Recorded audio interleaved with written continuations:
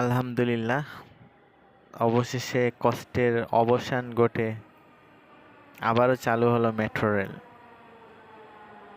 আমাদের এই দীর্ঘ বেশ কিছুদিন যাবৎ যে পরিমাণ কষ্ট হয়েছে, আসলে ওইটা মুখের ভাষায় প্রকাশ করা সম্ভব না। তো আবারও মেট্রো রেল চালু হলো, আমাদের কষ্টটা হয়তো অন্তত দূর হলো। আর যারা মেট্রো রেলের ভাঙচুরে জড়িত ছিলেন, আপনাদের শিক্ষা নেওয়া উচিত, যাতে পরবর্তীতে ওই ধরনের চিন্তাভাবনা মাথায় না আসে। কারণ সবাই জানে ছাত্রদের দ্বারা ওইটা কখনো পসিবল না। মেট্রো রেলে ভাঙচুর ছাত্ররা কখনোই করে নাই। তো যারা করছেন তারা সাবধান হয়ে যান, পরবর্তীতে যাতে ওই ধরনের কাজ আপনারা না করেন। আল্লাহ যাতে আপনাদের হেদায়েত দান করে।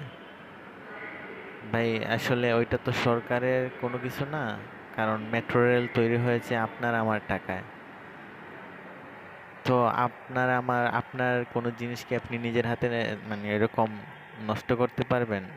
বুকে কষ্ট লাগবে।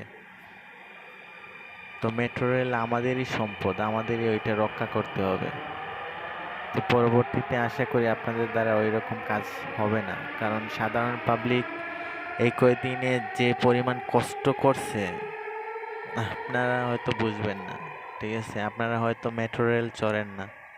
আর মেট্রো রেল না চললেও রাস্তাঘাটে কি পরিমাণ যানজট, অবস্থা খারাপ। বাসে তো উঠাই যায় না, যাও উঠলে ঝুলে ঝুলে অফিসে যাওয়া লাগতো। আবার অফিস থেকে বাসায় যাওয়ার সময় এমন আছে 2.5 থেকে 3 ঘন্টার আগে বাসায় যেতে পারি নাই। আসলে এই কষ্ট মানে বলে কখনো বোঝানো সম্ভব না। যাই হোক, অনেক কথা বলে ফেললাম। সবাই ভালো থাকবেন, আমিও বাসায় যাব। মেট্রো রেল চলে এসেছে, সবাই ভালো থাকবেন। আল্লাহ।